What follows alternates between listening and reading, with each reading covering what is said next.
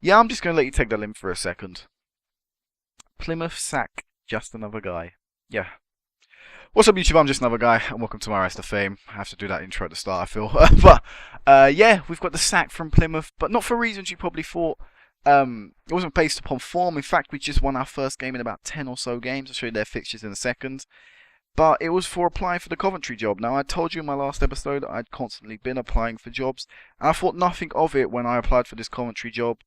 And they gave me an ultimatum, and I was kind of shocked by that. I was like, okay, I'll apologise. Of course, you have apologised for your actions.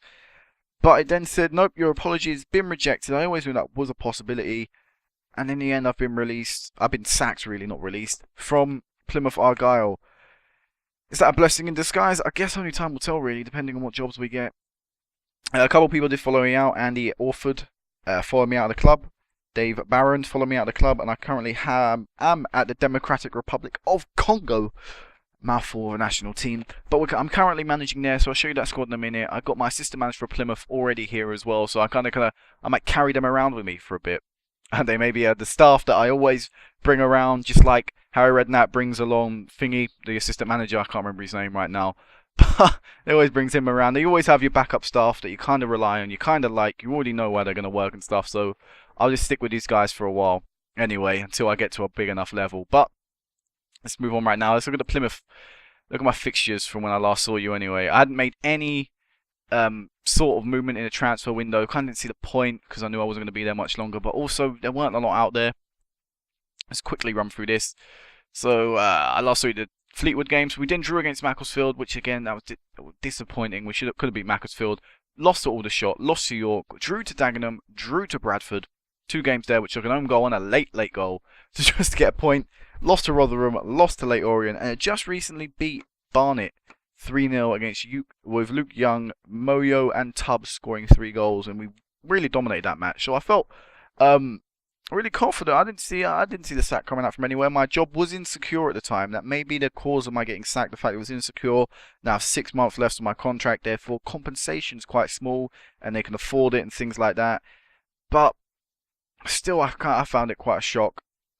But we move on. We have to move on, and I'm now looking at also getting a new job. So all these jobs here I will apply for, despite the fact they're a Premier League, Serie A, Brazil National First Division. I don't care. I just want a job right now in club football. And of course, I just said the new job here, Democratic Republic of Congo. Nicknames Les Simbas, capital city, whatever. They got a population rather large. Joined the governing body in 90. Sorry about that. I completely pressed the wrong button. Yeah, this squad is really good. I mean, some of their players you may know. Kazanga, Lua, currently at Brighton, and former Newcastle as well. Did quite well against Newcastle when he come off of Brighton in the FA Cup that was on TV a few weeks ago, or probably quite a while ago actually. But he did well in there. He's got great standout pace. He's a good player, one of our key players. Mulumbu, currently at Napoli on this game. Napoli, sorry, not Napoli. Sorry, Napoli. Former West Brom, of course. You may know him in real life. He's at West Brom anyway. He's a good player. A couple other Lalunga, ex-West Ham player. People may know him from. Just trying to list off, basically trying to name drop in here. Makalambe. I can never say this guy's name. Ex-Chelsea, ex-Hibs, I think. Yep, ex-Hibs. Was at Swansea as well. Any more names I can just drop into the mix here? I don't think there are many. Bonnie's quite not that. Sorry, I'm thinking of Bonnie from somewhere else. He's not too big of a name. I don't think there are really. Cedric is quite big, is he? I know he's big I've managed his squad before in other FMs, but there's not many big name players in here really. I mean, apart from some I name, he's quite good, I guess you could say. Macchiati from Freiburg.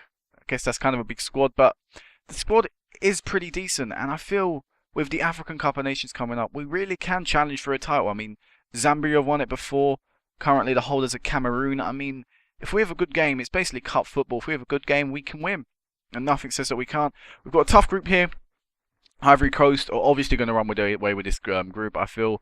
If we can get a draw against them, that'd be great, but I'm not expecting too much. And they're our last game of the group, so hopefully by that time we would have a fate sealed, and we would say, alright, we're pretty confident we're going to go through. We have a tough first game against Guinea. They are 26th world ranking. We were 40. What are we? 40 something, 43rd. So they theoretically they should beat us. However, I feel we have the ability to win there. And Sudan are basically the rubbish team of the group. You always have to have one, don't you, somewhere? We have to try and beat them. And I feel we can easily stroll past them. But the challenge will be Guinea and the Ivory Coast. Hopefully we can maybe get a surprise draw out. And then if we manage to get through the group, which I think will be a tough challenge, but if we do, we'll be able to get in the quarterfinals. And that's not a bad achievement. I mean, I'm only third year of management now. I reached 101 games for, I think, sorry, not 101 games, 100 games for Plymouth and got the sack. I actually reached that achievement in the Barnet game when we won 3-0. So I think the future's looking bright, at least for me right now, despite not having a job. We've got an international job, but at least we've broken into that scene of management.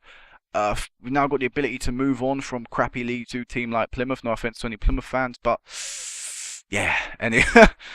So yeah, until the next game, which I will live com all of the African Cup of Nation games, which means my next game will be in a week's time, actually, from where I'm actually recording this. So until then, until next time, peace out.